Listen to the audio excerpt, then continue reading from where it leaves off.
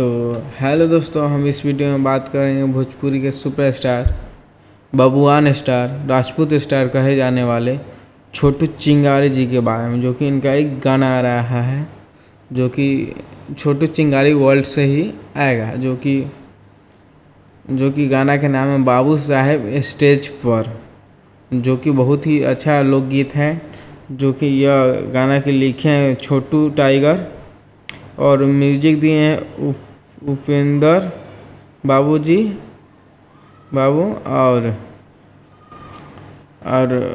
बहुत ही अच्छा गाना होने जा रहा है, जो कि छोटू चिंगारी वर्ल्ड से गाना आने जा रहा है, जो कि गाना का नाम है बाबू साहेब स्टेज पर, जो कि अंकित राज है और इसमें छोटू चिंगारी जी काम किए हैं।